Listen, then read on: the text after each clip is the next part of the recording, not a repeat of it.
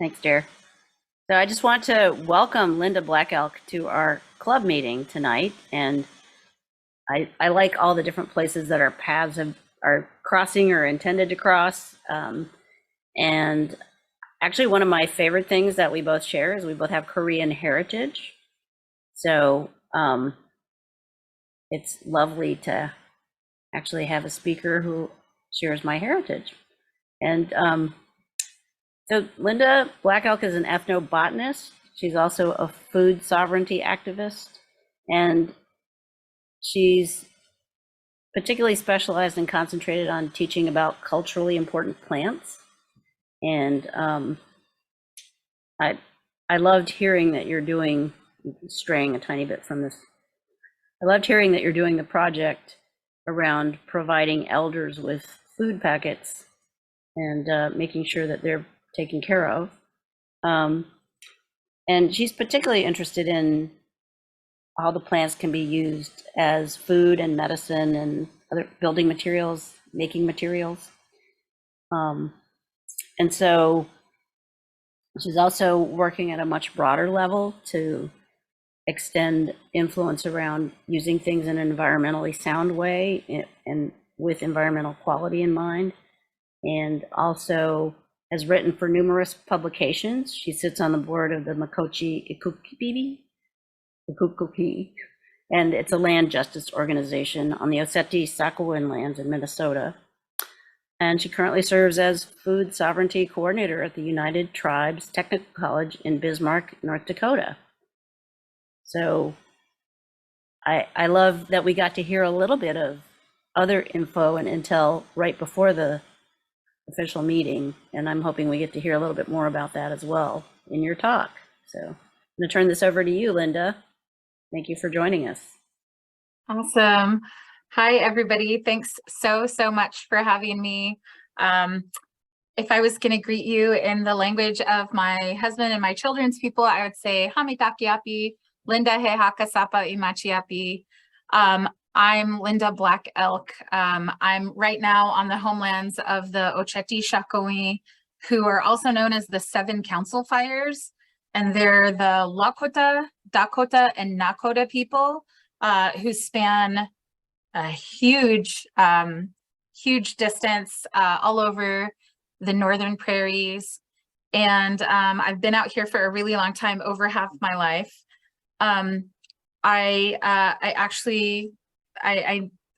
Cornelia and I have a mutual friend. Some of you might have met Walt Sturgeon.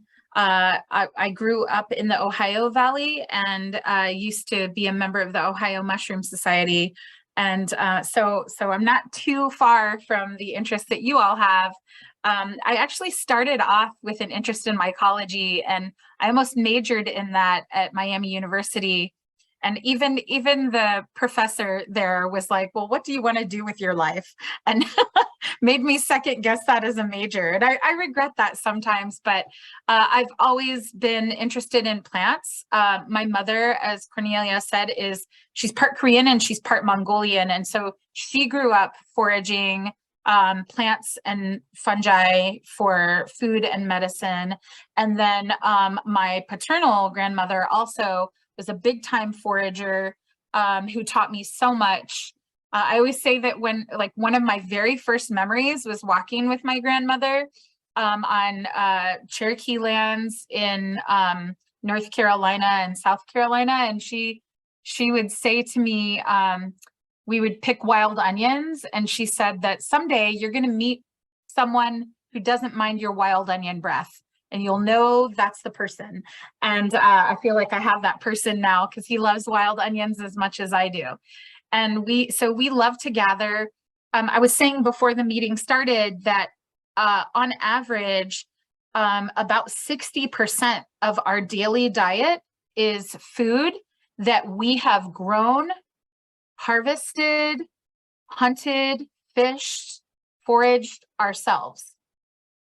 We are very much into traditional foods and wild foods and the health benefits of those.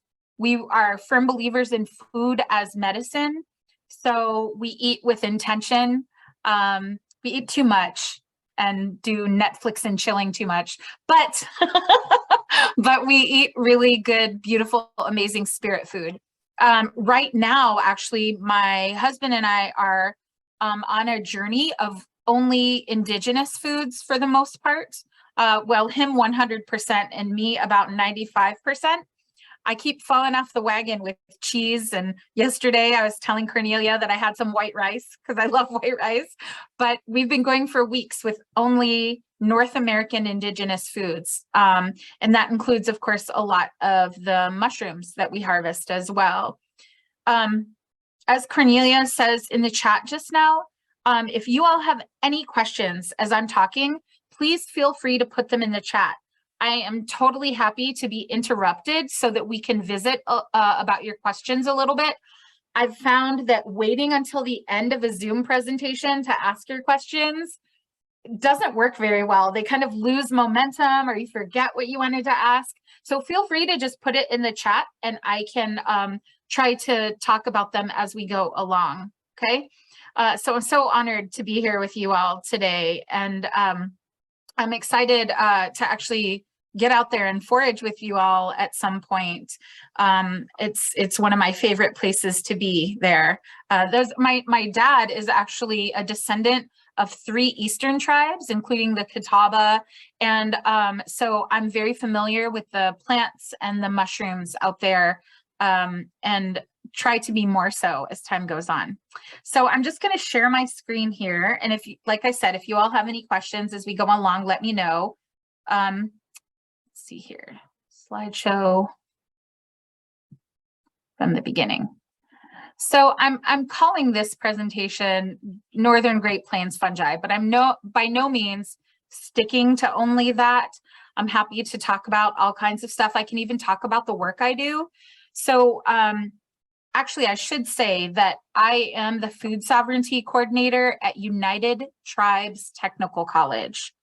So United Tribes is a tribal college. Now, I don't know how many of you all are familiar with the tribal college system. Tribal colleges, there's probably, I think the last number I heard was about 40 tribal colleges in what's now the United States. So tribal colleges are a system of colleges and universities, and the vast majority of them, like about 38 of them, are on reservations in states like Arizona, New Mexico, Montana, the Washington state, North South Dakota, all over the United States. We have tribal colleges and universities, almost all of them on reservation lands, and they serve reservation populations. I happen to teach at one of 2 tribal colleges that's in a more urban center. So my tribal college where I teach, we have an intertribal, or what we call an international population with multiple tribes. So at any given time, I'm teaching Lakota students, Arapaho students, Ojibwe, Mandan, Hidatsa, Arikara, Cheyenne, and trying to learn a little bit of all their languages, names for mushrooms, names for plants. Oops, that's okay. My husband is trying to walk around me at the same time, but and I should say we also have a 7-year-old, and if he comes down asking for a snack in the next little while, my husband will deal with it, but you might hear him. But so yeah, but my husband and my children are all members of Lakota tribes, the Standing Rock Lakota Nation and the Cheyenne River Lakota Nation. So if you all remember hearing back in 2016 and 17 about the fight against the Dakota Access Pipeline, or DAPL, we live right there, and have done a lot of foraging there. My children are enrolled on that reservation. And so if you have any questions about that, of course, I'm happy to talk about that as well. But I wanted to give a little bit of perspective. So Indigenous people, not just here, but all over the world. So my mom, you know, even over in Korea, up in Mongolia, it doesn't matter, you know, some of my friends and relatives who are down in New Zealand who are Maori, some of my friends and relatives in Australia who are various members of what they call mobs or tribes in Australia. It doesn't matter if they're indigenous to Asia, parts of Asia or South America. We tend to believe that there are sentient beings who are not human, right? So it's not just human beings who have feelings and communication. The mushroom nations, the fungi nations, the plant nations, the ones with 2 legs, the ones with 4 legs, are all emotional, communicative, and are able to communicate with us. And so sometimes you'll hear an indigenous person who talks about going out and talking with the plants and visiting with them a little bit. And we do that. I do that. We believe that plants and fungi are as communicative and sentient as people are. And so when we refer to them, they are their own group of people. They have personhood in the way that we think and believe. So when we think about them that way, we actually call them nations. So like my husband talks about the Hokuoju Oyate, or like, the garden nations, the plant nations. And then we also talk about the mushroom nations that we believe of them as being sentient. So I want to make that really clear, because I think that's important to all the information I'm going to share tonight. When we go out and forage mushrooms, when we go out on forays, which we do all along here, if you look at this, there's prairie and northern Great Plains all throughout this location on this map in front of you. When we go out, we actually have a series of protocols that we follow to honor the mushroom nations. So we talk to them. We make offerings, like reciprocal gifts. Sometimes that's in the form of dried plants. Sometimes that's in the form of songs. Sometimes that's in the form of prayers. Sometimes that's in the form of a drink of water. It just depends on who we're visiting with and where we're foraging and how we're foraging. So we have protocols that we follow that are very strict.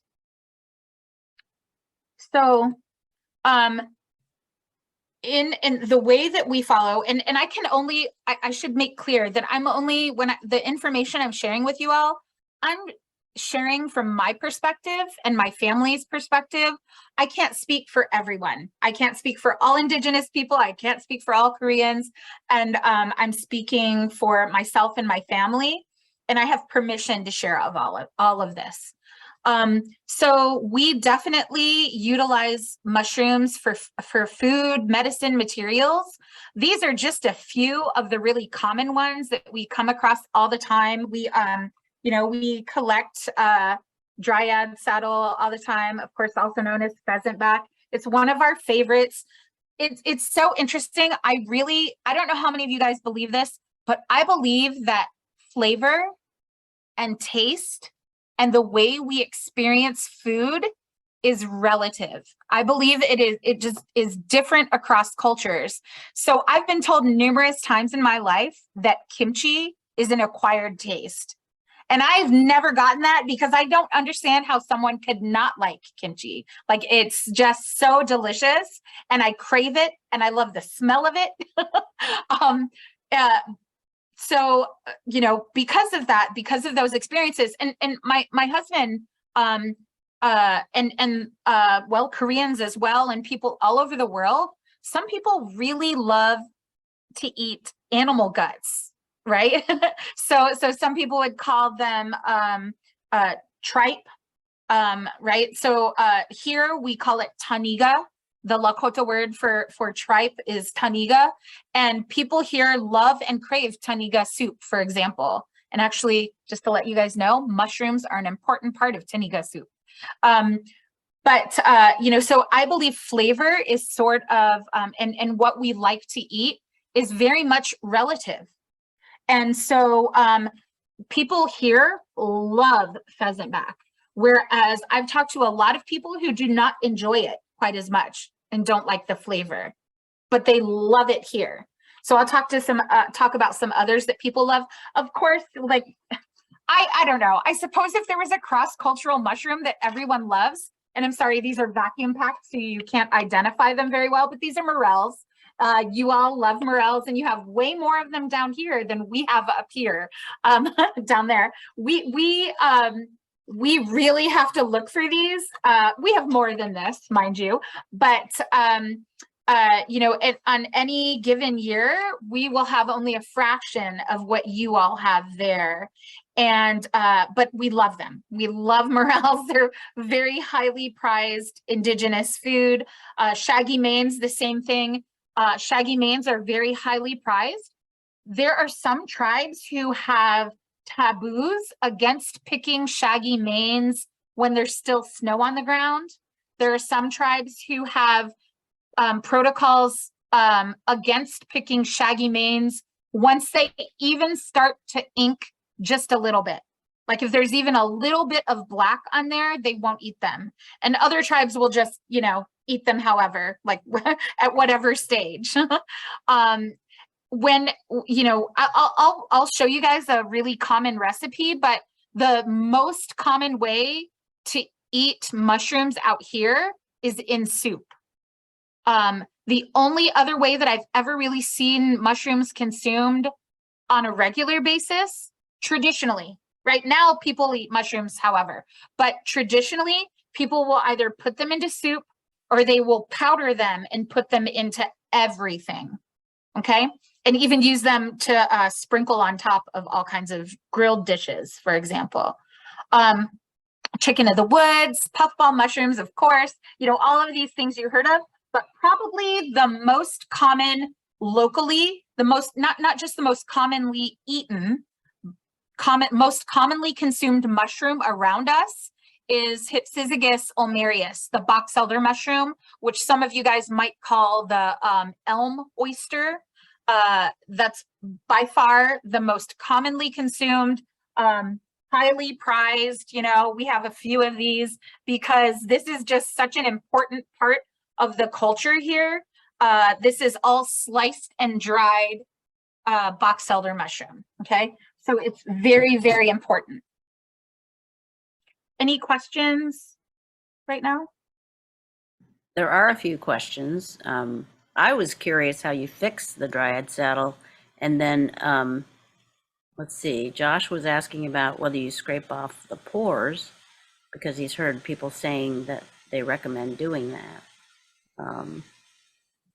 Right. And then Charlie Jacks, who's a member of our club that's eaten a lot of foraged food, he's actually talking about also eating the Berkeley's polypore. So, which we have another member who's on here right now who got a Berkeley's polypore when it was young, and I still remember this.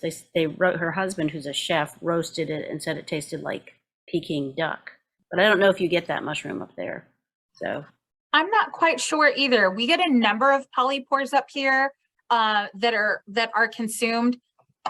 You know, just to be completely honest, so where we live in North Dakota is a pretty tough, like, climate to live in. Our growing season is incredibly short. Most people don't even plant their gardens until June 1st, if you guys wow. can imagine that. And No, we get we get our first frost sometimes around October 1st. Last year we had a blizzard on October 2nd. So our growing season is very short. So you know, it's like if you can imagine, so we had the temperatures last week, actual temperature, not wind chill, got down to -43 Fahrenheit. And so it gets incredibly cold here, sometimes for weeks at a time. So the reason I'm saying that is because this is a place that's challenging to live, especially in the winter. But, you know, the Lakota and other tribes have thrived here, not just survived, but thrived with beautiful mushrooms and plants and all of the, you know, the wildlife here. And so I'm saying that because when you talk to elders here, they'll say, we really weren't that picky in terms of flavor because it's hard enough to get large supplies of food. So, you know, eating things that you all might, that's why I was talking about flavor being relative. Eating mushrooms that you all might not think are choice is actually probably very, very common here. So we actually do not take the pores off of the dryad saddle. This is one though that we very often, most often powder instead of, so like this one will probably just go straight into the Vitamix or, you know, whatever food processor you have and be powdered down, or put into a mortar and pestle and ground down to a powder and then used in various things. Okay, if I didn't miss a question, but I can come back to it too.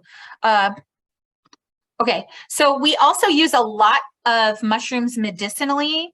Everything from Amanita muscaria and turkey tail to even the artist's conch. Like I know most people are familiar with a different Ganoderma known as reishi.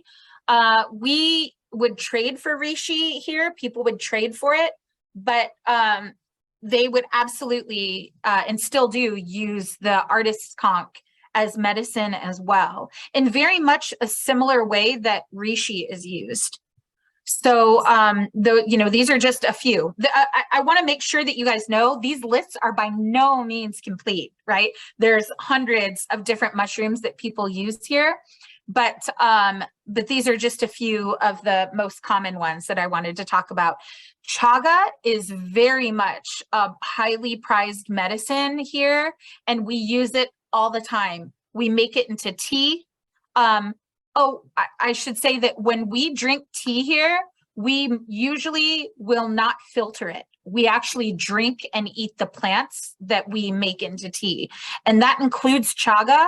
In fact, it's considered kind of disrespectful to filter the chaga out. We powder the chaga, boil it in water, and then drink the water and the powder at the same time. That's considered very important to not waste the medicine. And people put chaga even into soup and stuff here as a powder. Lion's mane is another, that one a lot of people will eat by like frying it or grilling it on stones or on grills. And that's a very highly prized, delicious medicine as well. People eat a lot of medicine here. There's not a fine line between food and medicine. It's more food as medicine or medicine as food. So, so that's, I suppose, something important to point out. Is chaga only medicinal on birch trees is a great question from Christina. So I was just telling Cornelia and Sam yesterday that a friend of mine who is an indigenous expert in mushrooms gave me some of what we can only identify as chaga. It looks like chaga, it smells like chaga, it tastes like chaga, but it was growing on bur oak trees, Quercus macrocarpa. And we've, you know, we'll use it as medicine and see. We certainly don't shun chaga that grows on other trees, but by far it is most commonly found on birch trees. We actually don't have birch trees right around us. It's too cold for birch to grow here, if you can believe that. And there's not enough moisture here. So we have to travel slightly out east to get it. And so we do, we make, we make forays all around the traditional territory of the Lakota and Dakota in order to get a lot of foods and medicines as well. And chaga is one of them.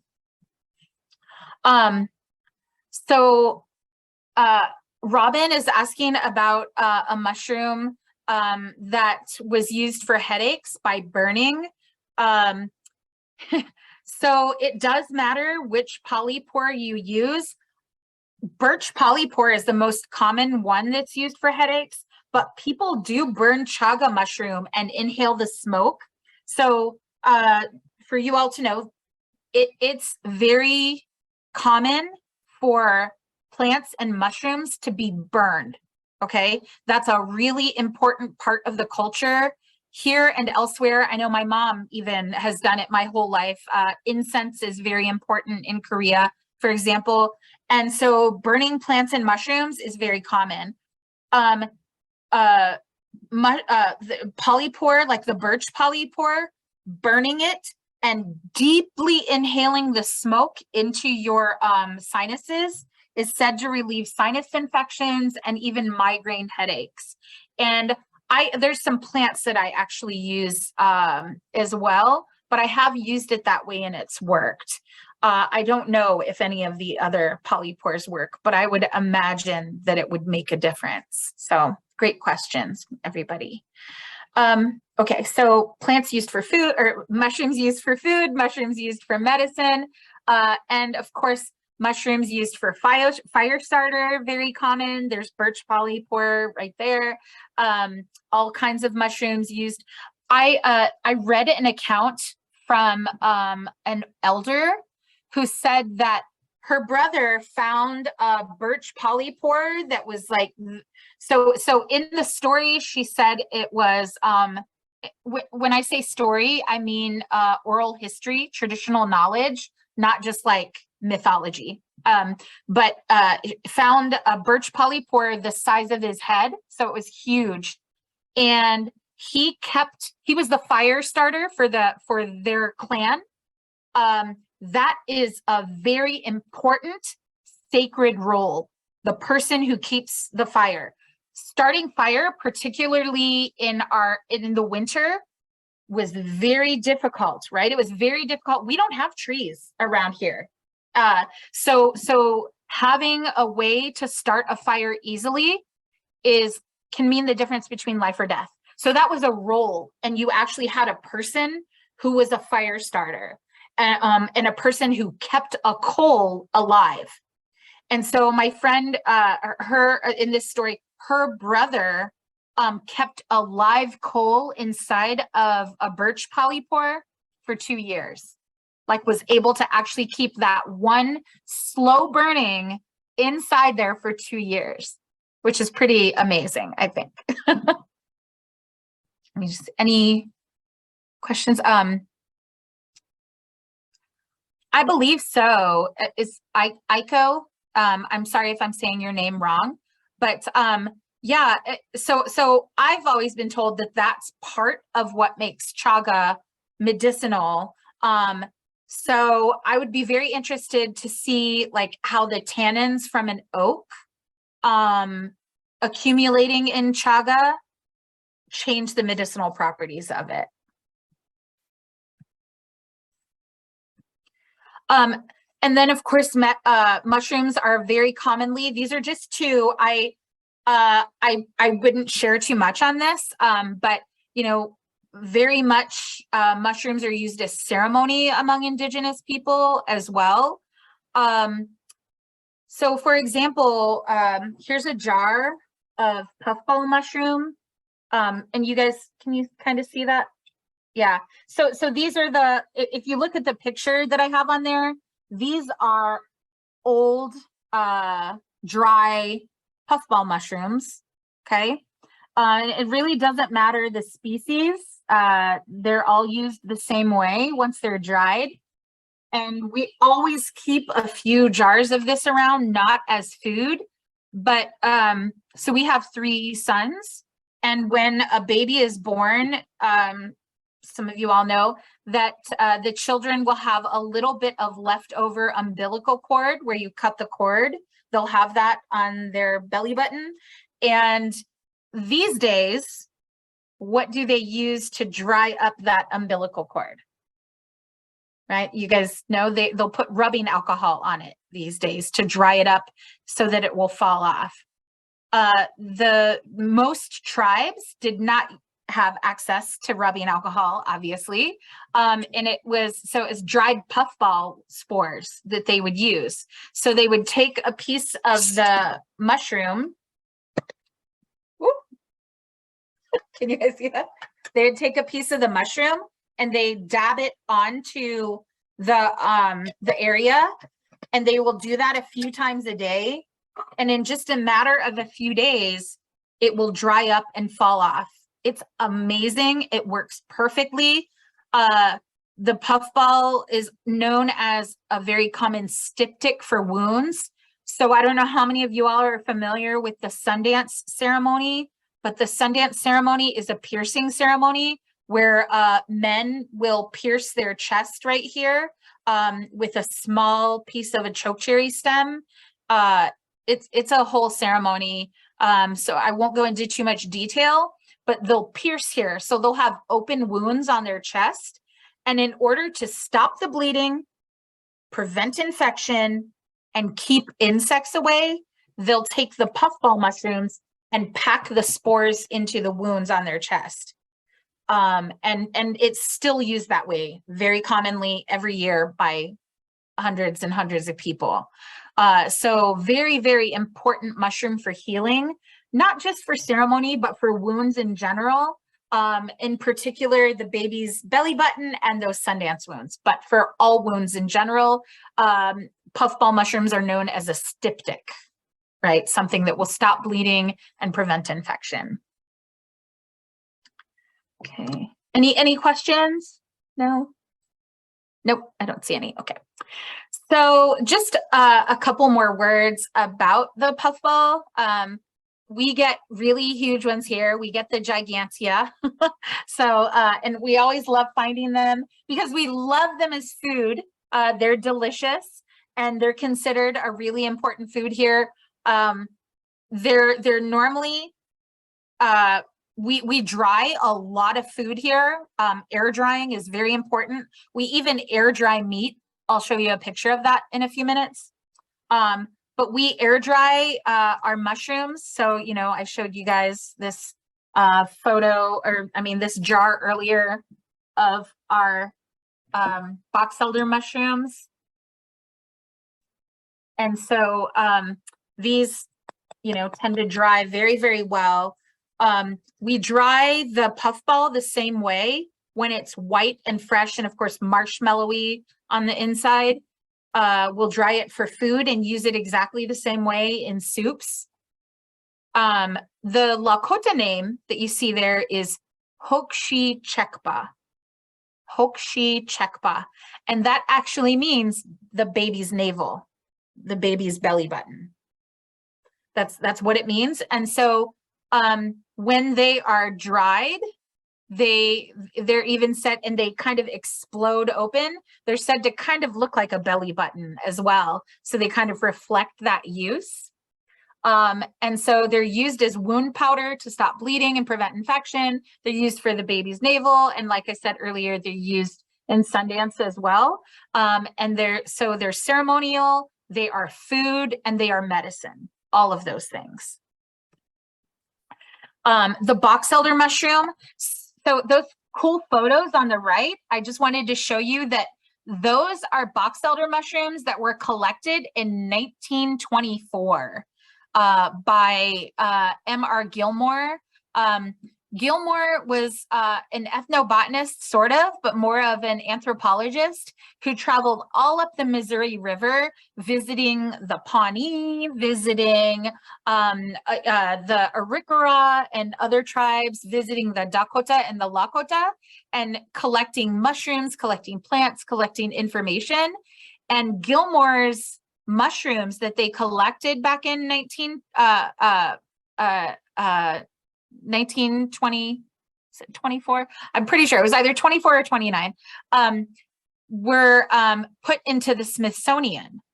And of course they were checked in 1975, but they were collected back in the 20s and put into the Smithsonian. And so this is the label for those mushrooms and the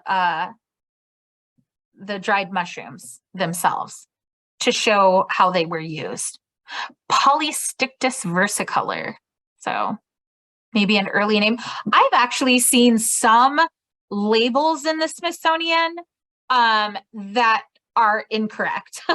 So they've asked us and other botanists and ethnobotanists and mycologists to go through their collections to verify the species names, because the fact is, Gilmore was not a botanist.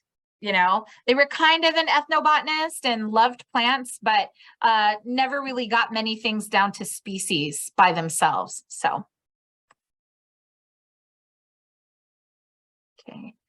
And if I had to describe the taste of a box elder mushroom, they're savory. I don't know. Have any of you guys ever had them? If you've had them, put your description of them in the chat for me. I'm curious to hear what you think of them. They're really delicious, and I feel like they almost have the flavor of a standard grocery store button mushroom, but the texture is very chewy. They're chewy. They're a chewy mushroom. Oh, and I wanted to say, I love the Lakota name of this one. So notice how it's growing on this tree, right? The Lakota name, Chanakba. Chanakba. Cha means tree. Nakba means ear. So this is the ear of the tree, which I think is perfect. Chaga, of course, like I said, Chana popa means the wood exploded. Can you kind of see, like, it means it popped, right? You can kind of even hear that in the word popa, right? Chana popa. It means the wood exploded to have this medicine. And so this is, of course, some chaga that's growing on a birch. These are not my photos, by the way, but this is very similar to how we powder it for use in our home every day. We use chaga every day. It's not something that we just use on special occasions. It's something that we, even my husband is known to take chaga powder and coat it on like burgers and stuff before he fries the burgers, the buffalo burgers. So something very common that we use in our household all the time.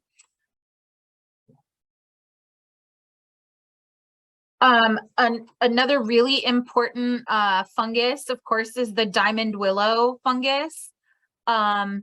So the Lakota name, Chokwangjicha, is Chokwangjicha Taopi, means the wound on the willow, the willow wound, which I think is so interesting.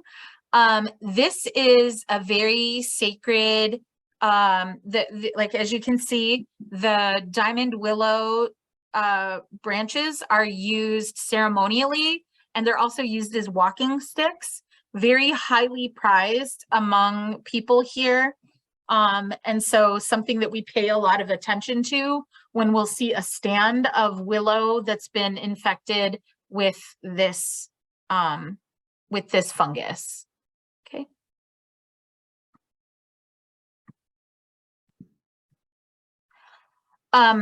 Jack-o'-lantern mushrooms are used ceremonially. I won't go into too much detail about that, but I love the Peta Yuhala, the Lakota name. Peta Yuhala means it sets the forest on fire, which I think is cool. My mom has always been actually very familiar with these mushrooms. And when I was a little girl, I told the story on social media last year, but when I was a little girl, I was very young, and one of my early memories is my mom taking me out to the woods one night, and I thought, why, we always foraged, and I thought, why is my mom taking me out into the woods to forage at night? I just thought that was so weird. But by the time we got to the woods, she took me back on a trail, and she said, just wait a few minutes. And in a few minutes, I could see that the forest floor was glowing with all of these jack-o'-lantern mushrooms around. And yeah, it was just beautiful and a really important memory for me. But that's what the Lakota name means. And they are used ceremonially as well, because of that glowing property, because of the phosphorescence. They're considered to be an important ceremonial medicine. They are of course not consumed. Although I have heard of tribes consuming very tiny amounts of jack-o'-lantern mushrooms. We also have some problematic mushrooms, some problematic fungi around. I don't know how many of you all are familiar with some of the invasive problematic fungi, but this is just a couple of them. Some of the biggest problems with these fungi, the top one, Gymnosporangium, is like cedar apple rust, it's also known as, and it affects a lot of members of the Rosaceae family, which is like apples and quince fruit. And in this case, two very important foods of the Lakota and Dakota people. So that first photo, this first photo is the host, right? Gymnosporangium grows on juniper, right? That's how it gets its scientific name. And from there, so this serves as the host plant, and it will spread to to members of the Rosaceae family. This first one right here with the green fruit, that's a hawthorn. Have any of you, do you guys eat hawthorn or use it for medicine there? We use hawthorn for food and medicine all the time. If any of you all have high blood pressure, if you have issues with high cholesterol, if you have ever been told that your heart function is diminished, or you have some clogged arteries, or any heart issues, if you know someone who suffers from MS or other muscular issues, where you see like degenerating of muscular tissues, hawthorn is your friend. It is super safe and it is super effective. You can eat it. You can use it as a tea. You can use the flowers, the leaves, and the fruit. We make hawthorn ketchup every year, and our kids like it better than tomato ketchup. And we don't use sugar in it. It's just sweet all by itself. By the way, ketchup is like a really common hidden source of sugar in your diet, if you like ketchup. So we don't even have to add sugar. But hawthorn, all hawthorns, all species of Crataegus hawthorn are beautiful medicine for our hearts. I always tell my students, don't just believe me, look it up, right? Go look at the papers. The literature on the use of hawthorn to treat heart issues and to also strengthen muscles is so amazing. Any questions on that? Would you be able to share your hawthorn ketchup recipe at some point? That sounds awesome. It is so awesome. And yes, absolutely. I will send that to you all. And if any members have a request for it, you'll be able to send it out. Hawthorn ketchup is so delicious. I had a student one year, by the way, hawthorn berries, you can use them as a tomato substitute in general. Like, let's say you're allergic to tomatoes, or maybe the acid gives you some reflux, or I've had a lot of friends who have trouble with all that whole family, the Solanaceae family.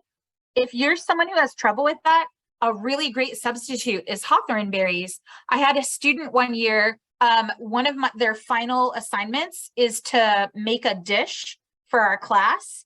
And I had a student make a pizza, and he used hawthorn for his pizza sauce.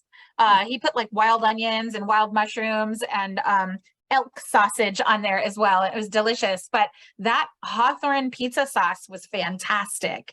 So you can, and they're very common, and I mean, they're free, which I love free food. So, it's good. And one big problem we are seeing here is the cedar apple rust killing a lot of our hawthorn berries. So that's a problem. So if you guys have any questions on that, let me know. The other one here on the far right, where the cedar apple rest is, this is actually Juneberry. Some people also call it serviceberry. And the Amelanchier alnifolia is what we have. But you guys have Amelanchier out there, Juneberries as well. I'm not quite sure which species you have, but the cedar apple rest will affect Juneberries as well.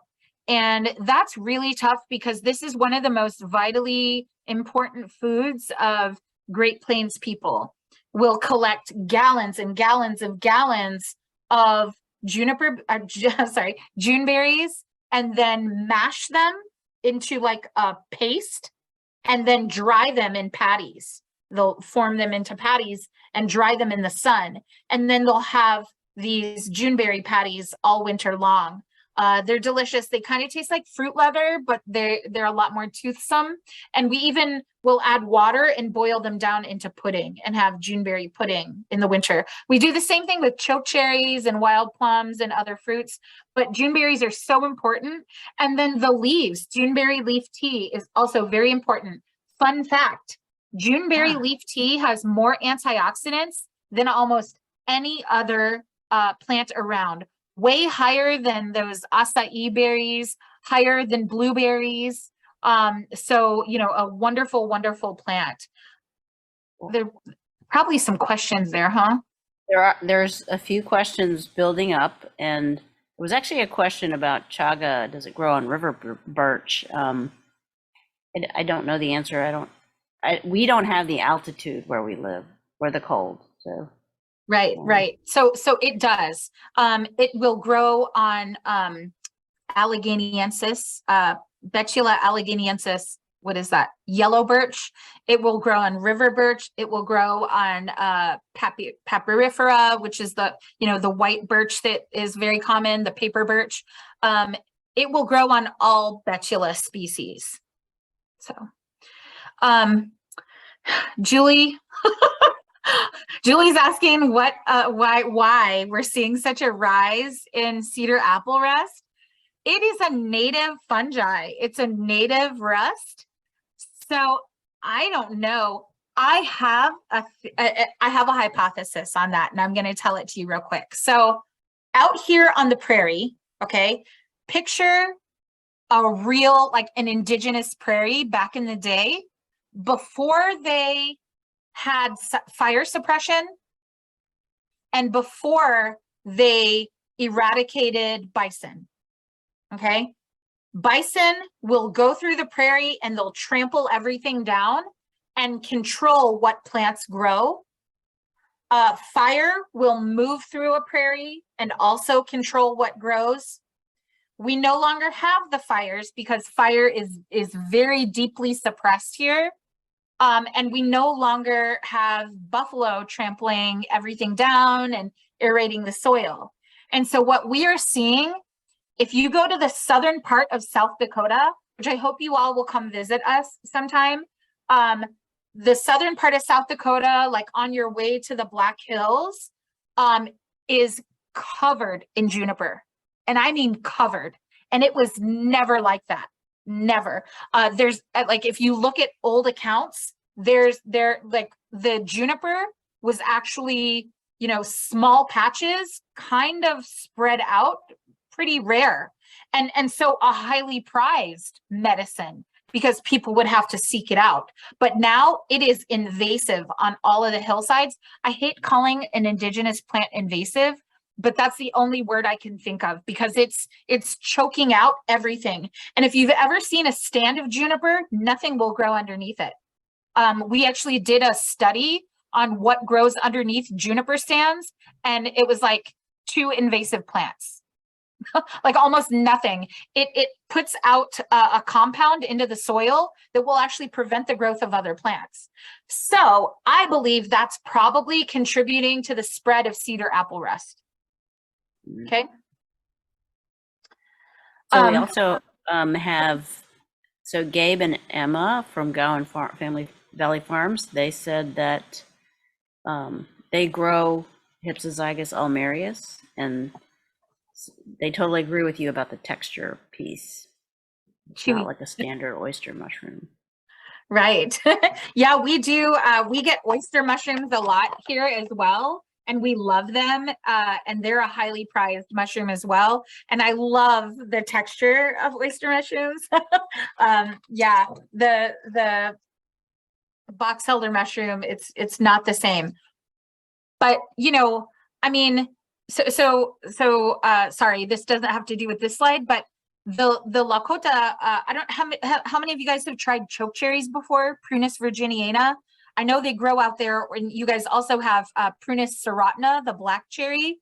So Prunus virginiana is, again, one of the most important foods of Great Plains people. And I know you all have probably heard that the pits of all of those pitted fruits like cherries have cyanide in the pits, cyanogenic compounds.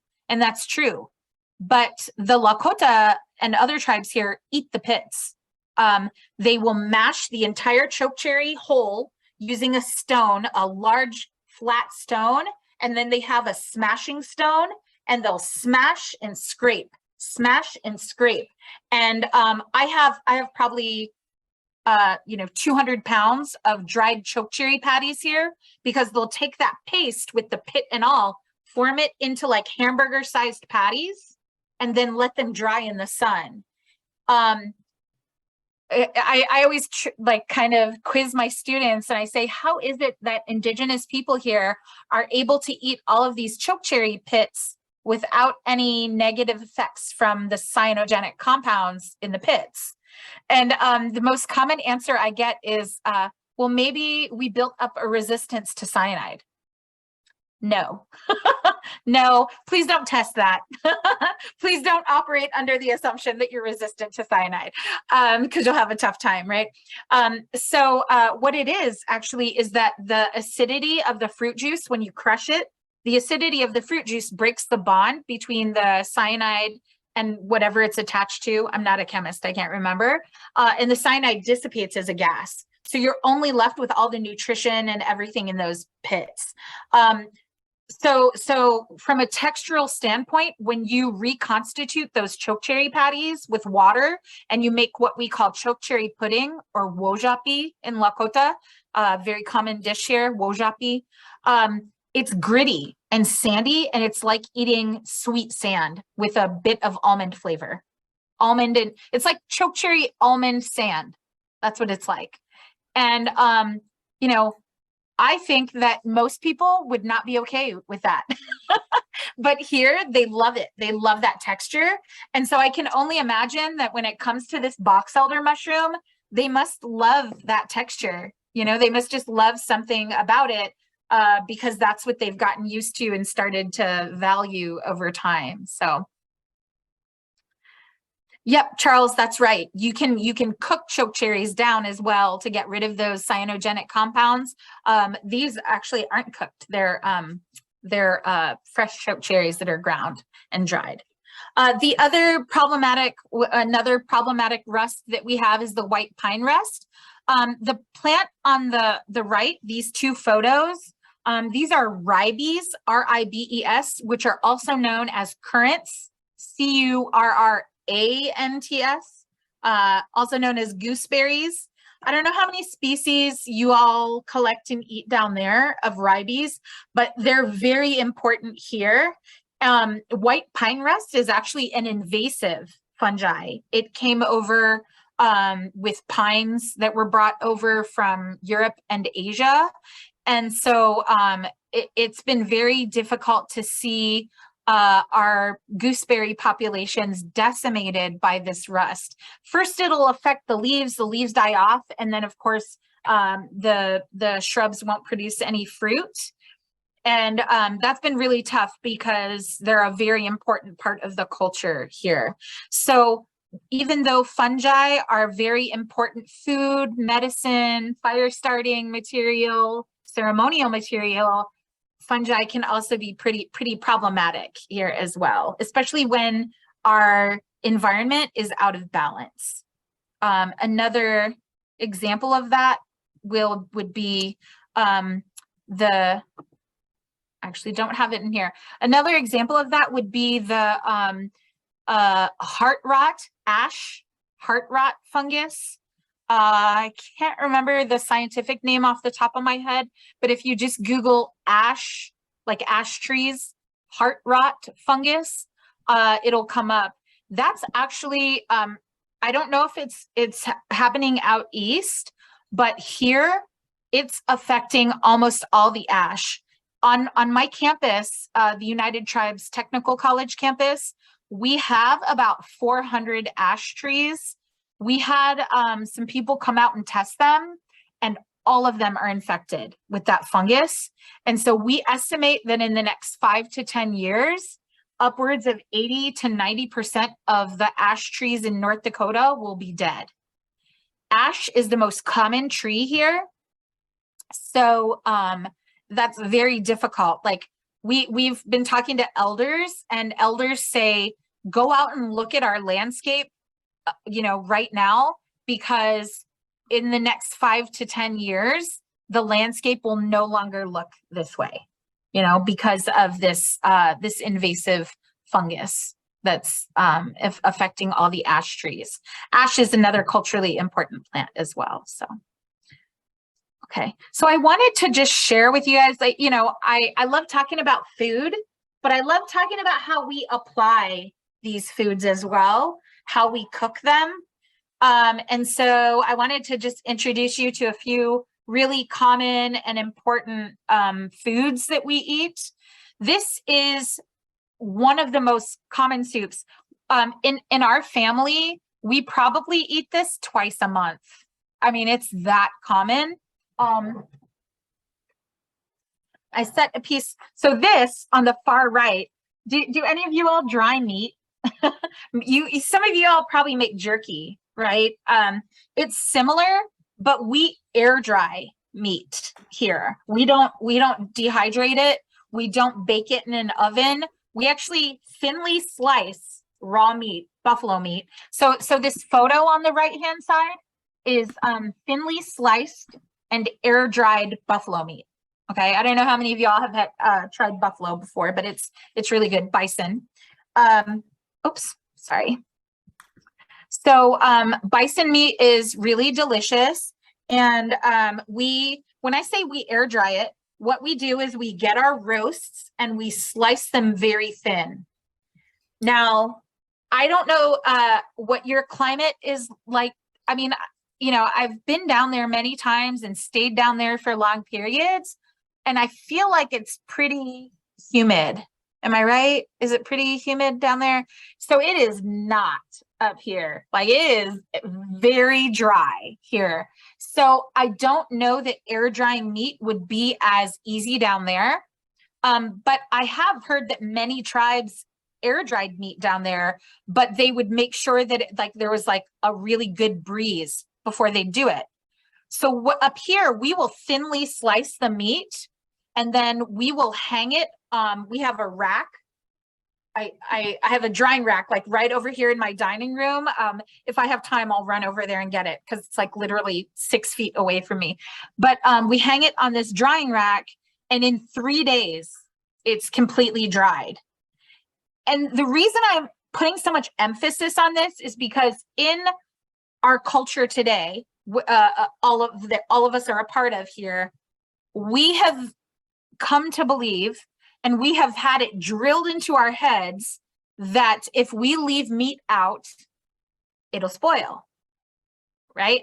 And I know so many people who believe that and have been told that man, you got to get that meat put away right away. If you leave that out, it's going to go bad. It's actually not true, and very, very much overstated. We don't put meat outside to dry. We dry it right here in our dining room, usually right behind me. We'll put our drying rack and have a whole bunch of raw meat on it. Now, if you have a dog or a cat, that's going to be tough for you, but we don't. And one of the reasons we don't have a pet here in our house is because we dry meat all the time. But I just want to show you guys this. So this is just air dried meat that we hung up. It was hanging up for about 3 days. That's how dried it gets, right? Did you guys see that? That's just air dried meat. Nothing, like no dehydrator was used, nothing. And so dried meat will go into soup, just like this recipe that I've posted here. Or sometimes we will actually use a mortar and pestle, and we'll take the dried meat and we'll put it in the mortar and pestle. We'll kind of break it up into smaller pieces and put it in here. And we'll crush it. So we'll pound it into almost like a powder. And then we'll add dried berries and fat to this. And we'll form it into balls to make something that we call wasna, but you all might have heard of pemmican before. Heard of pemmican? That's all pemmican is. Pemmican is dried meat, berries, and dried fat. And it's probably the world's perfect food. It will last for years and years. It won't spoil. It has everything you need. And it's, you know, it's keto. So, you know, really good for you, but also really delicious. So that's one way that we use dried meat. And of course, like I said, the other way is that we put it into soup. So that's dried meat over air dried meat on the far right. Then we have our air dried box elder mushrooms.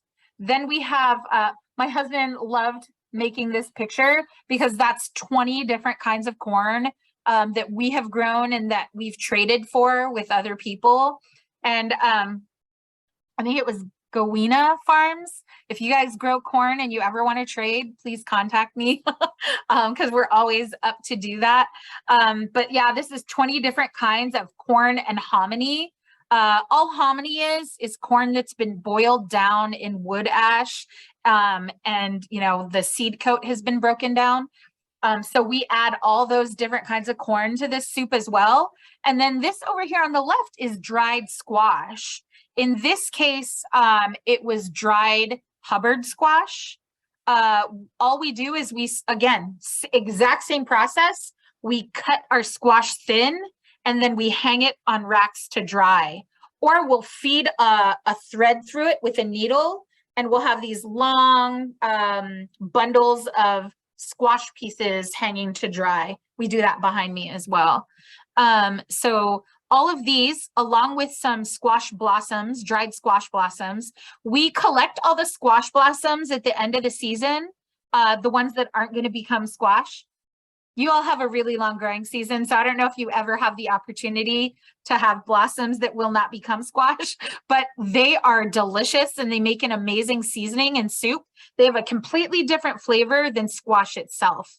And they're very good for you. So we add our squash blossoms, we add ramp leaf powder, we do a lot of dried onions. You all, when I say ramps, allium trichocum, also known as wild leeks. Do you guys eat those down there? I know they grow quite a bit in the Southeast. And so we always add those because we get those every year. We also use bee balm, which is also known as wild oregano, wild bergamot. Monarda fistulosa is what we have here. Tastes like oregano. We add that into there, and we always add a California bay leaf. That's the indigenous bay leaf, which is actually related to eucalyptus. Beautiful flavor in soups and stews. So this is just to give you guys an idea of how we use all of these beautiful dried mushrooms that we get. You know, I mean, like I said, we have the dryad saddle, we have the morels, we collect chanterelles every year. We're kind of running out. We have, oh, this is some of the powder. This is Boletus rubiceps powder. Boletus rubiceps. You know, we collect those and we powder them and keep them around. We have the puff balls. We have some black trumpets somewhere that we traded for. So we use a lot of different ones. And this is just one application of it. Before I move on from here, I wanted to look at the questions. Oh, I didn't know that about Koreans slicing and drying squash as well. That's super, super cool. Okay, Karen, I will get to your question. Let me look at the other ones first. oh, yay, trade corn. Absolutely. Oh yeah. So Davina, none of this corn is GMO corn. So corn is a totally indigenous food. It is not just an indigenous food, it is an indigenous creation. Native people have been breeding corn for a long time. And it is there are tribes that are descended from corn who literally believe in the corn mother, and that the corn mother gave birth to the first human. So corn is incredibly sacred. So tribes are very, very much against genetically modified corn because it just doesn't have the same spirit that indigenous corn has. So we are very lucky that we and other people grow only indigenous varieties of corn that, these seeds have been passed down for generations. And since you all are in Georgia, I feel like you'll appreciate this. I don't know how many of you all are familiar with the Trail of Tears, when the Cherokee and other tribes were moved out of Georgia and other places in the East and forced to walk the entire way to what is now Oklahoma. So forced off of their homelands and forced to walk. Seeds like corn are so important, so vitally important and sacred, that even though all of the US government burned all of their cornfields, the US government banned their traditional seeds and made it illegal to possess those seeds. But those seeds were so important and so sacred that women would take the chance of bringing them with them, and they would sew them into the hem of their dresses. That's how important, that's how those seeds survived, is because women who were forced on that walk would sew the seeds of that corn into the hems of their dresses and skirts. So that's, very, very important. And then I wanted to talk about Karen's question of, so Karen says, in our society, this is too much time preparing the foods. How do you accomplish this? So I wanted to say that I work full time. I have a 9-to-5. I teach. And if any of you all are teachers, you know that it's never really 9-to-5. I spend like 3 hours a night grading papers, and I teach at the university level. So it's incredibly time consuming. My husband works. We also homeschool our youngest. Our 2 older kids are in college. And we have family and ceremony obligations that keep us away from home all the time. And we also consult and travel a lot, right? So we don't have a free weekend for like the next 6 weeks. And my husband goes to school as well. He takes classes. So the reason I'm saying all of that is to tell you that we are very busy people, but food sovereignty, eating traditional foods, food preservation is such a huge priority in our lives that we spend 1 hour every day doing something to contribute to our food sovereignty. So for instance, today I took one of our huge Hubbard squashes that we grew last year, and I sliced it up to dry. So it's drying right now over in the corner right over there. And so every day, my husband and I and our kids contribute 1 hour toward our food sovereignty. It's that important to us. So even though we have all these obligations, we make time to do it. It's not possible for everyone. I have friends who suffer from ADD and ADHD who just can't seem to, it's very difficult for them to focus on food preservation. And, so we have to look out for them as well and help them out. But for us, it's possible because we make it a priority. So I wanted to make sure to tell you that. Any root vegetables come into play? Yeah. So you're saying that as I have this hanging behind me. So if you all can see this hanging behind me, see these long braids hanging behind me. So listen. Oh, and when I say braids, I mean they're braided, right? Do you see that? So the scientific name of this is Pediomelum esculentum, okay?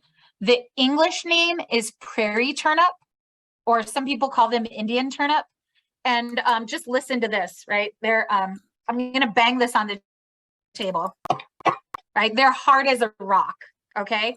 So you can see how important this is to our everyday diet by how much we have. This is about half of what we collect in a year. This is all we have left, is about half, because we eat them every day.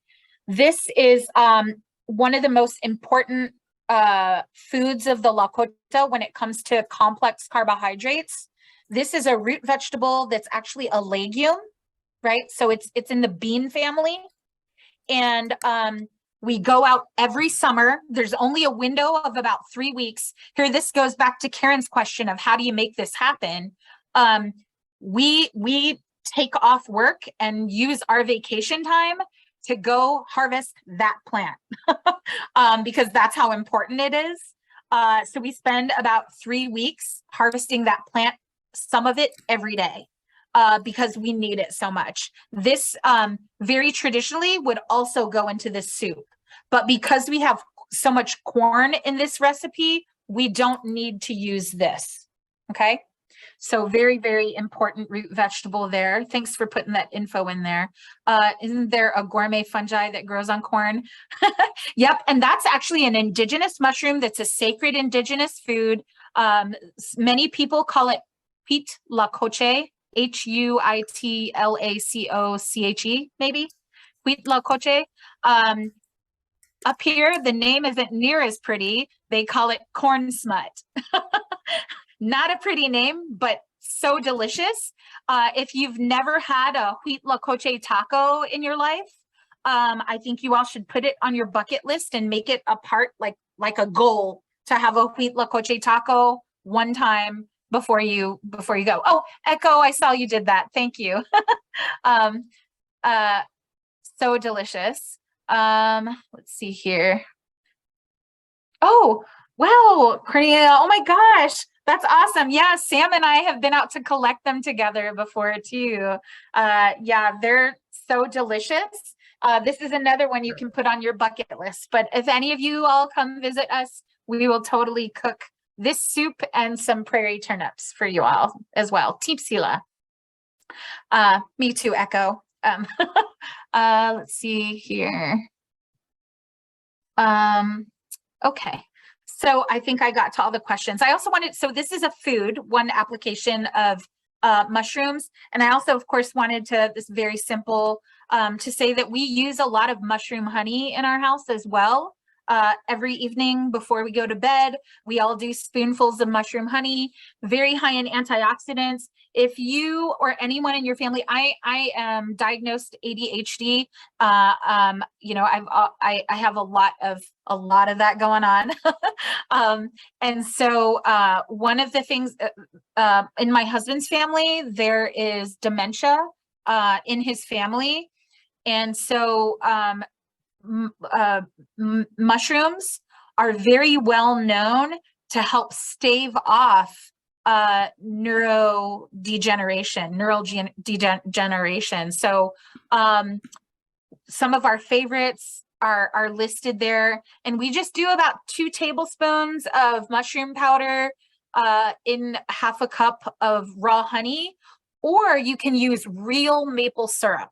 It can't be the stuff from, you know, like in the log cabin or in the bottle that's shaped like a lady. That's not maple syrup. It has to be real maple syrup and or raw honey. And, you know, you just mix it really well. We do about 2 teaspoons a day. We just take it at night. It's kind of a sweet treat for ourselves and our kids. and it's a great way to get a good amount of mushrooms into your diet every day.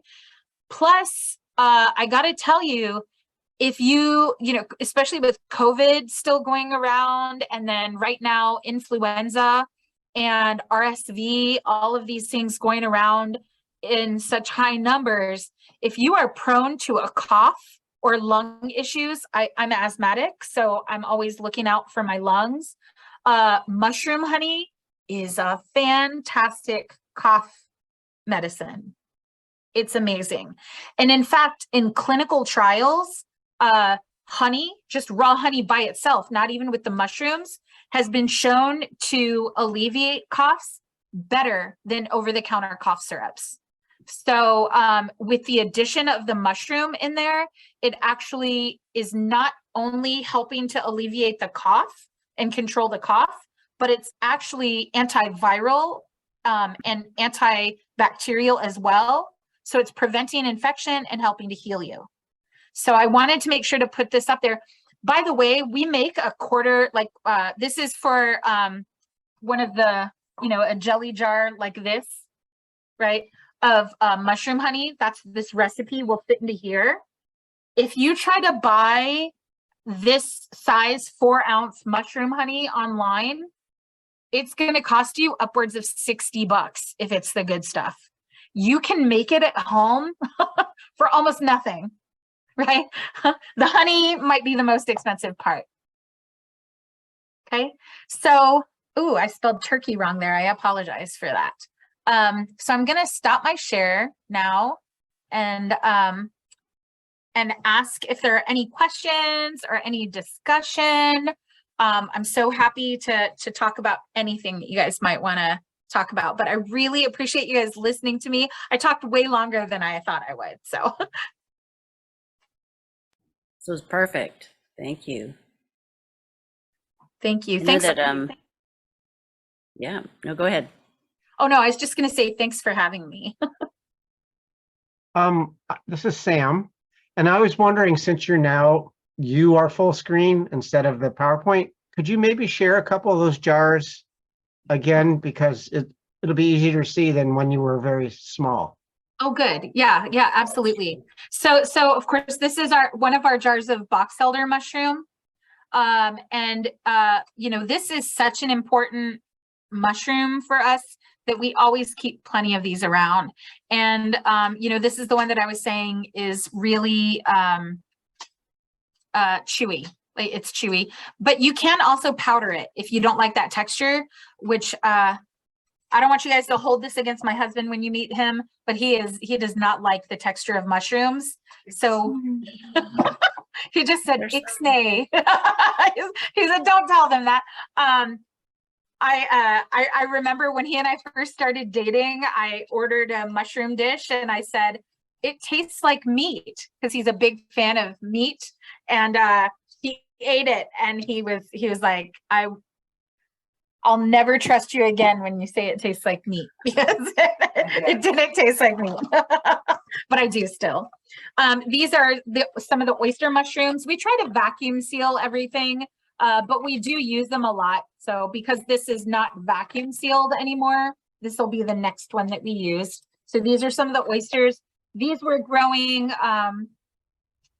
in South Dakota on an invasive elm. So it was Ulmus sinensis, I think might be. Oh, Ulmus pumila, Pumila. Our beautiful dryad saddle, you know, 1, 2, 3 little guys there. Again, we do not take the pores off of that before we grind it down into a powder and use it. We just use it. We have a lot of these too. But they're so pretty that I just let them be dried. I usually don't break these up too much. We have some chanterelles. This is all that we have left, I think. I'll have to look, but I think this might be all that we have left. And then we have a whole bunch of these. We have morels. We get the blonde morels, I think people call them, the really light colored ones here, much more than the darker ones. Oh, Todd, the the mushroom that held the coal for a long time was a birch polypore, and I don't have any of them here with me right now. I have some at work, but I don't have any of them here. So yeah, but this is actually the jar of puffball, and you'll see when I open it that, well, you know, you can see the the smoky spores come out of there. So this is the puffball. See that? It's just very, like if you touch it, right? Very powdery. And this is used as a styptic. You can see how it will just kind of get on your skin. It's used as a styptic for wounds. And also to dry up wounds as well. And then we have some Boletus rubiceps. I don't know the English name of that one. Anybody? Rubiceps makes me think of red, but Boletus rubiceps powder. We put this in everything. It's really delicious. Yeah.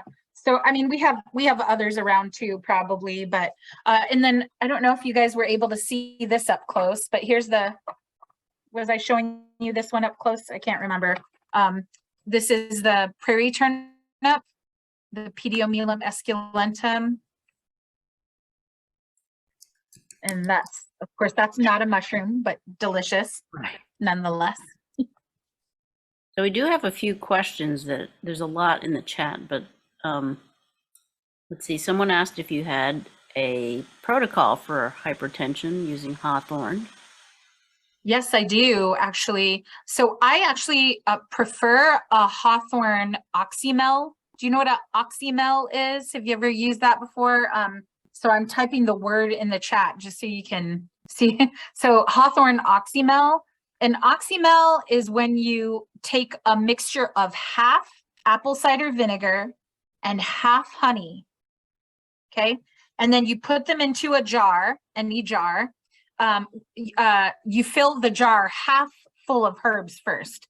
So in this jar, I would fill it half full of hawthorn berries, hawthorn leaves, hawthorn flowers, and then I would pour my half and half mixture over the top, my half vinegar and half honey mixture, and then I would let that sit for at least 2 weeks. Okay, I would prefer 2 months, and then I strain it and start using it by the spoonful. A hawthorn oxymel, I have had so much success with that to lower blood pressure, strengthen the heart muscle. I had a friend who was suffering from MS so badly that he was a chef and he couldn't use his hands because the degenerative nature of MS was affecting his hands. So he started using the hawthorn oxymel 3 times a day, just a teaspoon of it 3 times a day. And he regained full function of his hands, and that's been about 7 years. He still takes the hawthorn oxymel every day and doesn't have any problem. Great. Let's see, Karen was asking how storage was done in the past, since you have the vacuum sealed bags and all that, and so. Yep, and jars. Yep, these days we use a lot of jars and we use a lot of bags and baggies and paper bags and things like that. Things were stored in parfleche, P-A-R-F-L-E-C-H-E, I believe it's spelled. Trying to type it in there for you. So parfleche is rawhide that's sewn together to make boxes and bags. We still use parfleche. That's not a thing of the past. Many people still store in parfleche bags and boxes still. And it's very effective, and it keeps the little critters out and things like that. We also, when we store things, we don't just store them by themselves.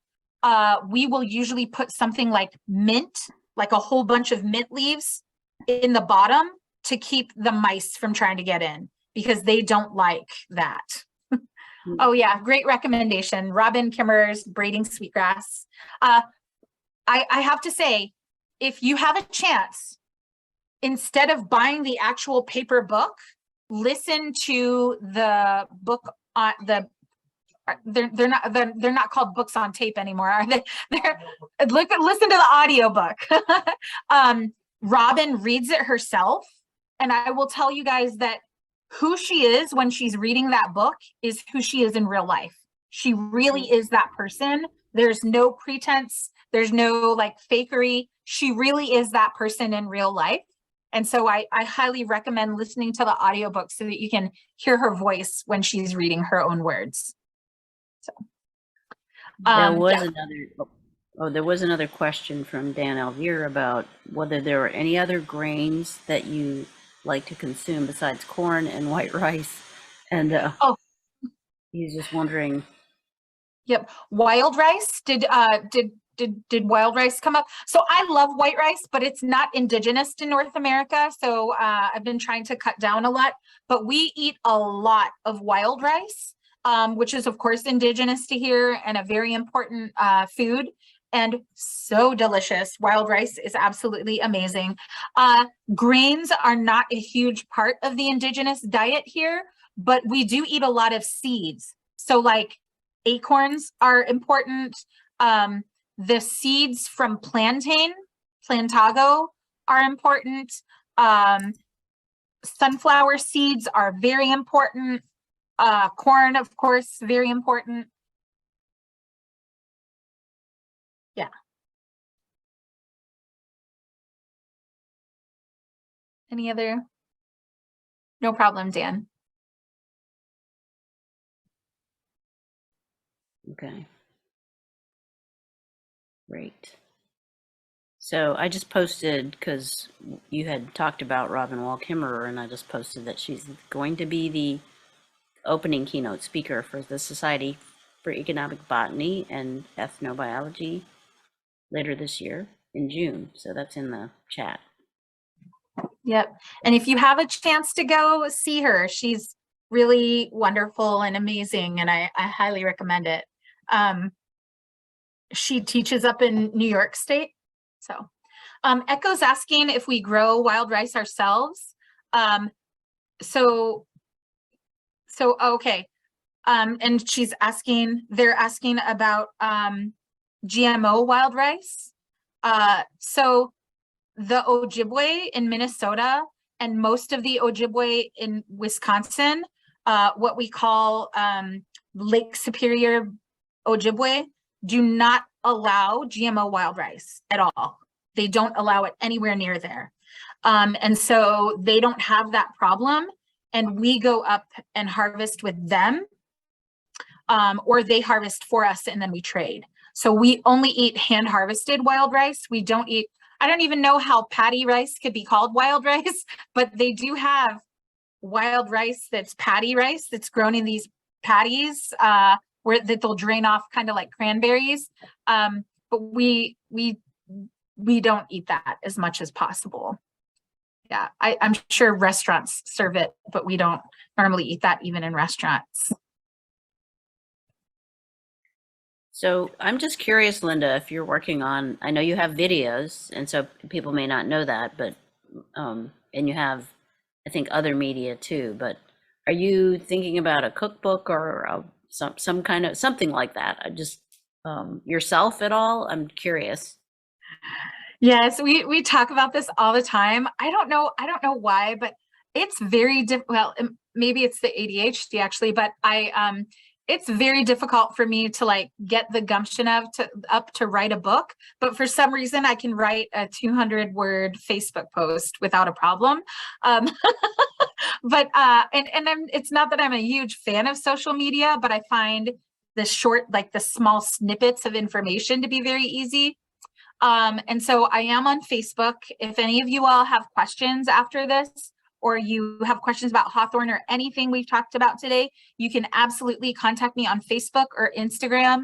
I'm also on TikTok, and I have a YouTube channel, but there's hardly anything on there. So if you have any questions, please feel free to contact me. But yes, we actually are talking about writing a cookbook, and so a cookbook specifically. So that will be coming out. I have, the usual like papers and book chapters coming out as well. My family and I have been working a lot during the pandemic to get food and medicine out to families, Indigenous and non-Indigenous families, anyone who's in need.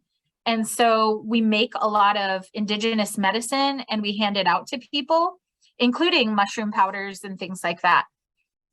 So I'm writing a paper on our protocol for COVID and what we did and what we have done. So my family and I actually had COVID over a year ago, and we weren't sick any more than like a day and a half.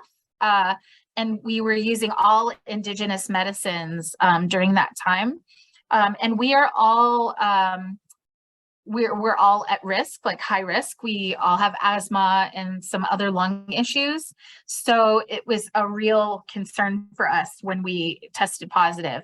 But yeah, we got through it. And I really credit the mushrooms and the plants with helping us.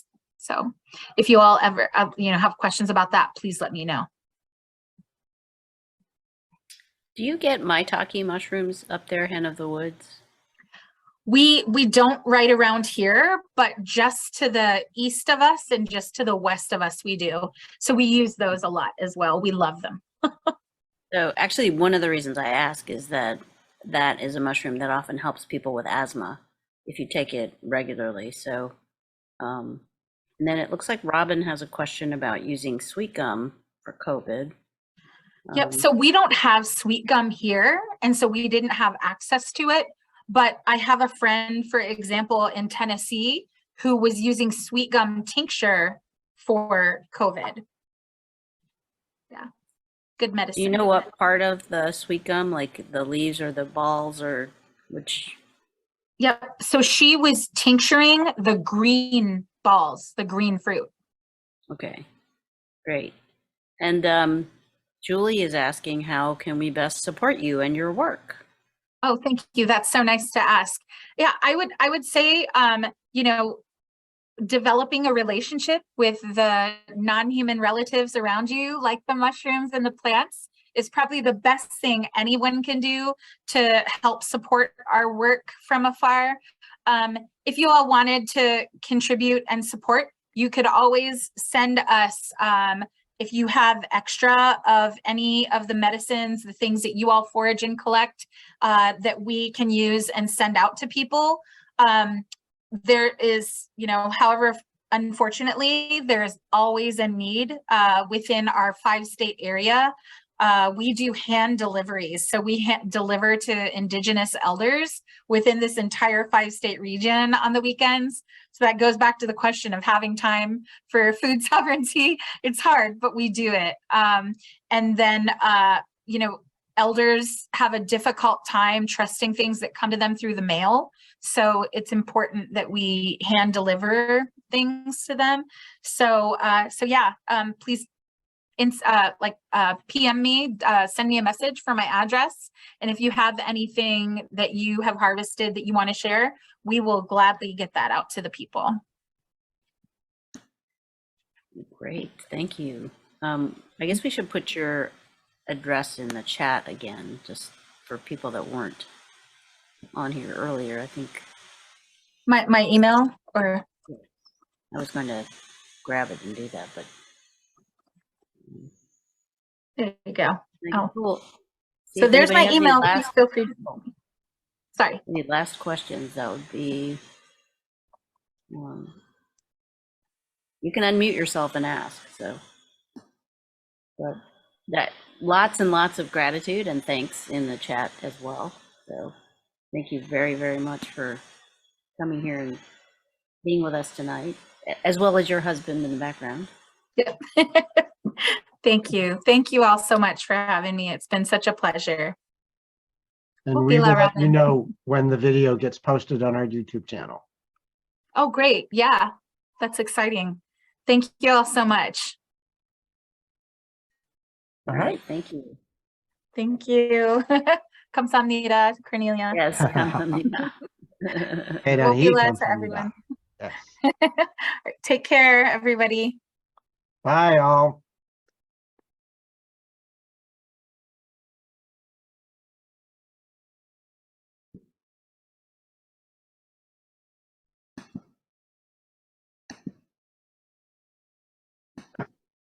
And just for people to know, we did ask Linda and get permission. So we will probably in a week or two have it posted on our YouTube channel. Oh, there it is. Oh, and there's Kaylee.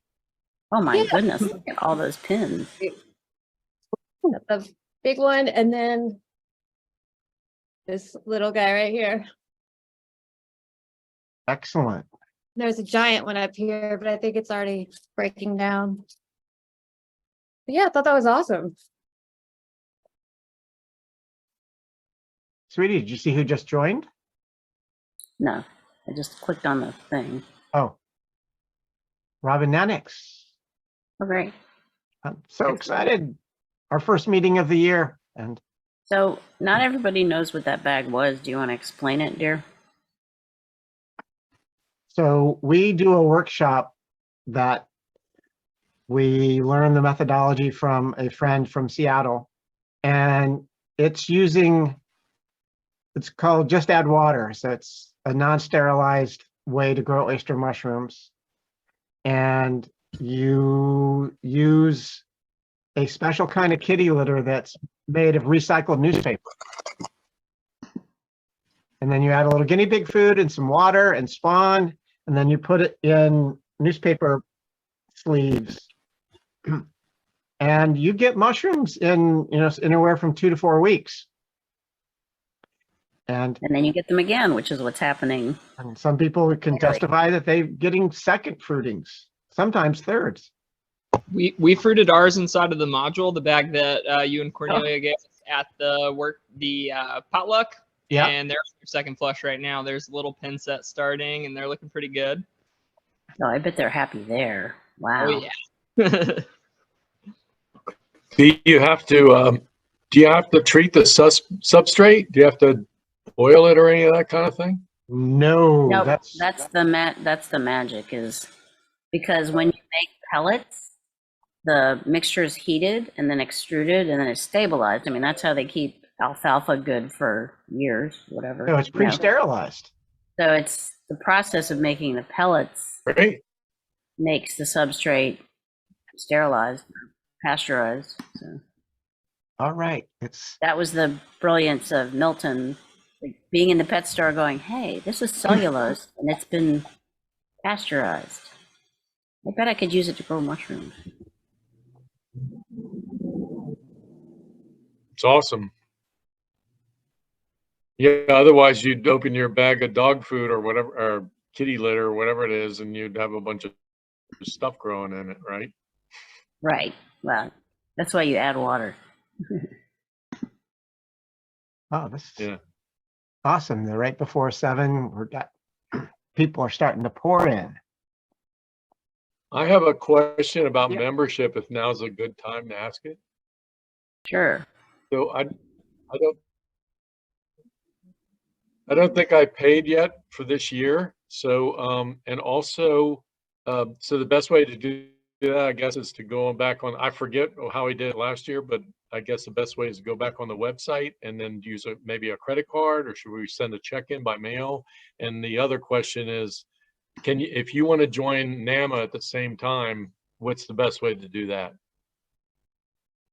So go to our website and you click on the join link, and you can pay using PayPal. And if you don't have a PayPal account, you can use a credit card through PayPal. That's the easiest way for us. And then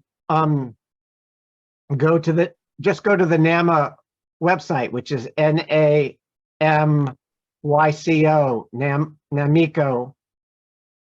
namico.org, and they'll have a join link also.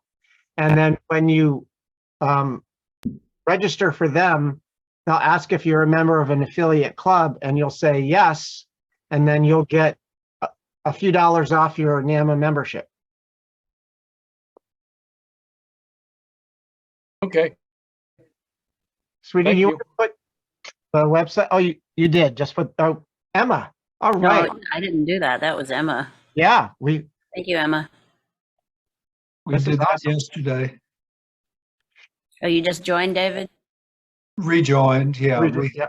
We had let it lapse sometime, and Paid our Mushroom Club of Georgia dues and our NAMA dues.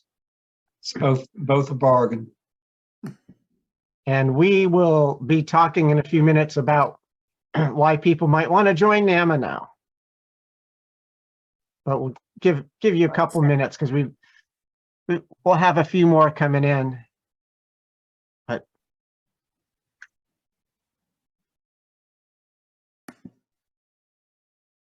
But this is great because I'm seeing lots of names of people that have just joined that I haven't met, and Oh, Lisa Frank. then people that I just haven't seen in a while, and people who came to the potluck, and there's Karen from the John C. Campbell Folk School, and there's Erica. Wow, are you up in the Northeast? Yeah, I'm living in Queens right now, and I'm actually gonna have my camera off because I'm listening to this while cooking dinner. So, Oh, good for you. And are you still going by Echo or? yes, I am. Okay, Let me great, change my name. great. Cool. Nice. Okay, it's 7:02. So let's introduce ourselves. And I think Jeanette's down there. And hi, I'm Sam. Leanne is on here. I'm the treasurer and the membership coordinator for the Mushroom Club of Georgia. And for those of you who just joined in the last month or so, I'm the one who sends you the welcome to the club letter. And then I work with the president of the club. Yes, that would be me. I'm Cornelia Cho. I'm the president of the club. And also we have some other officers on here. We've got, you said you saw Jeanette. You wanna Yep. just say hi, Jeanette, and then I also saw Suzanne. Suzanne's got her hand waving in front of the camera. Okay, Hi. great. Suzanne is our senior advisor, and Jeanette is our secretary. And Jeanette was on somewhere. Yeah, she's on there.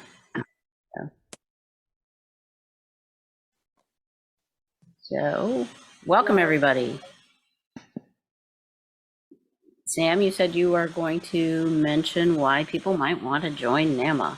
I am, but Michael Fletcher just offered to be co-host and admit people.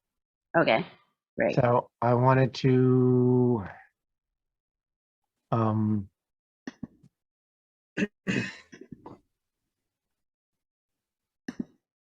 make him co-host.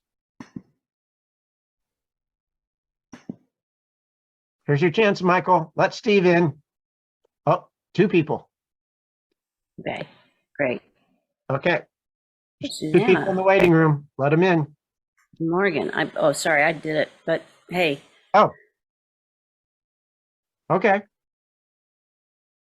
All right, Sam.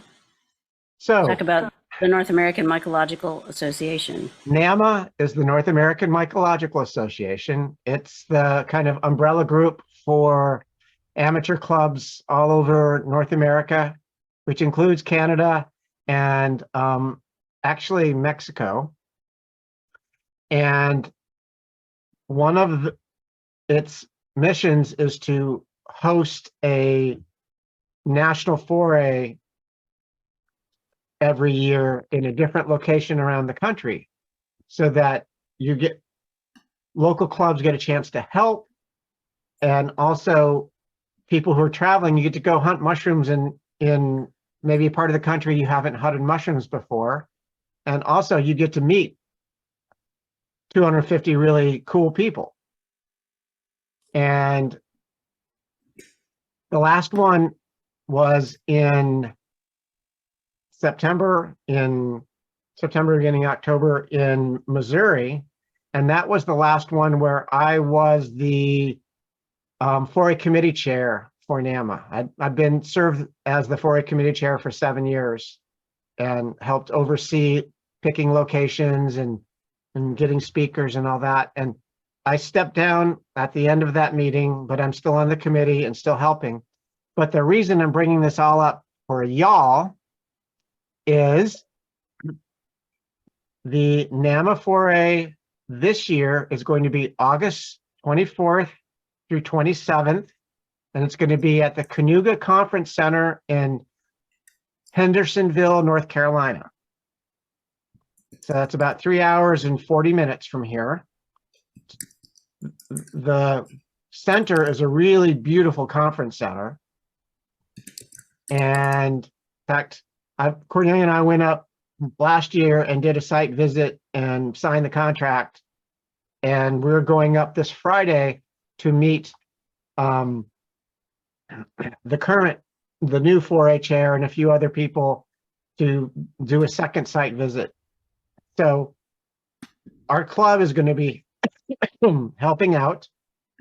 And that's one of the things I'll ask for is people who might want to help a little while they're there, or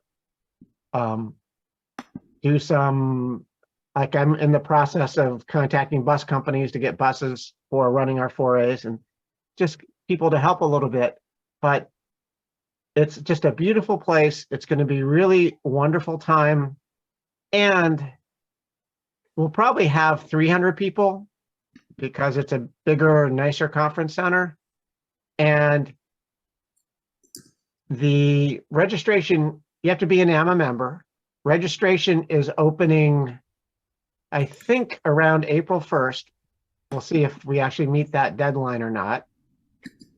And I can pretty much assure you that this 4A will probably sell out within 3 or 4 days, because the Southeast, that part of North Carolina, Western North Carolina, I mean, people love to come there and hunt mushrooms, and the fungal diversity is just huge, let alone, you know, all the other botanical diversity. So, and I would love to have a good showing, like 20 or 30 people from our club there, just to show them how much we rock. And it's a great opportunity also to really learn from people who've been doing this for, you know, there are people there who've been doing this 50 years. And I don't know if anybody was able to go last week to the NAMA talk online with Stephen Russell about using iNaturalist, and then the mini ion for actually doing, you can do DNA sampling in the field. It still has to be set off to be sequenced, but you can do DNA sampling in the field. And that is the kind of future of how this is going. And so there'll be plenty of opportunities to learn about that kind of stuff. And it's something we want to take our club into also, and we really would like, at least on some of our walks, to be using iNaturalist. So that's something we're gonna like talk with our club about and do some training. I mean, it's not my favorite way to be in the woods with a camera and phone and posting, but it also is a way for people to, you know, get positive identifications out there. All right, Cornelia, did I say enough? You did. I'm sure there are people that have some questions, and you can also put them in the chat. And I also put the information for the meeting and the website in the chat as well. And Jared was asking a question about this meeting. We are recording it, and it will be available on our YouTube channel later. So Probably we in a appreciate couple weeks. Linda. Yeah, takes a little while to do that. We appreciate Linda allowing us to do that. And our Do we have- December meeting with Sydney Ober-Singleton, who did the one on luminescent mushrooms. Anyway, that talk is up on our YouTube channel now if you haven't not had a chance to see it. Right, there were some fascinating things from that talk. So, and actually, I'll just mention a few other events that are happening. I've written about these in the newsletter, but some people that are on this called, didn't necessarily get the newsletter. I don't know. So, so our speaker, Linda Black Elk, and myself will actually be presenting at a conference in Rice Lake, Wisconsin at the end of April, on April 29th. It's called Food as Medicine. So some of you have heard of Samuel Thayer, and his wife, Melissa Price, is an RN who works at a free clinic there, and she was inspired to put together this conference to teach both practitioners and patients about eating really healthy, wild foraged food. I had sent out a link in the newsletter. I'll try to get it to post it on the meeting chat as well. The other event, actually, I guess Linda will be at that as well, is Mycelium Mysteries, and then also the Midwest Women's Herbal Conference. So I'll try to put some of this in the chat here in case you're not getting the newsletter, but that information is there as well. So, and some of you know that we teach a class at John C. Campbell Folk School. Our class that's happening in June filled up almost immediately. We have another class that'll be happening in October.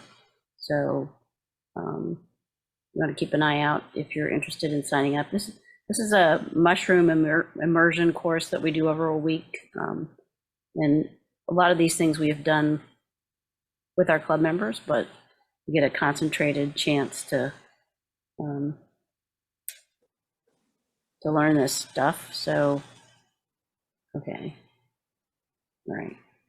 And so you're, Sam, are you having a conversation here about NAMA on the chat? Okay. All right. Well, I think anything else that we need to tell our members before we start in on tonight's meeting? And we asked Linda, she's happy to have people type things in the chat and ask questions.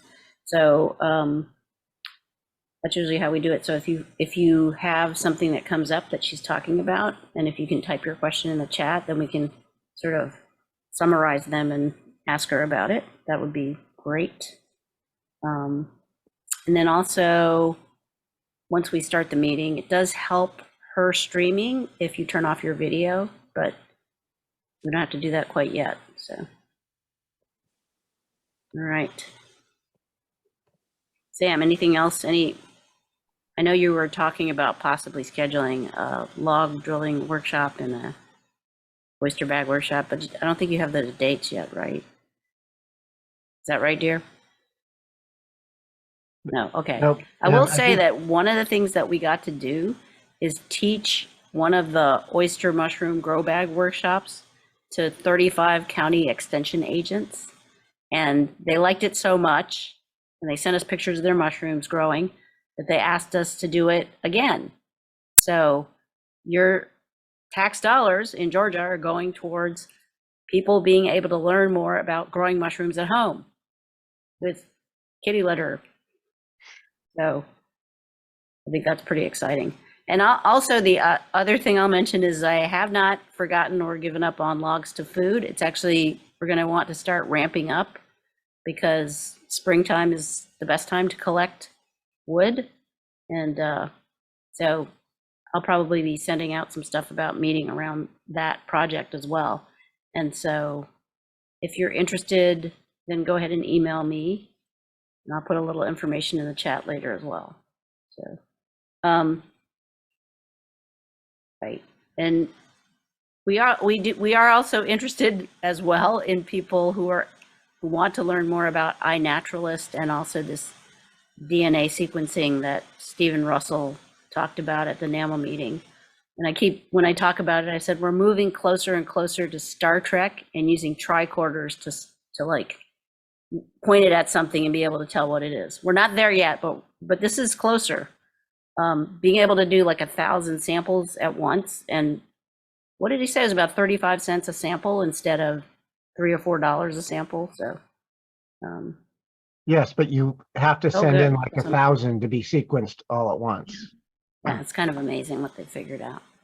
One thing I would like to do, if I could, is I would actually like everybody who this is their first time on one of our Zoom meetings to go ahead and, put your picture on your screen and wave, because I want people to get a chance to meet either brand new members or people who this is their first time they've actually been.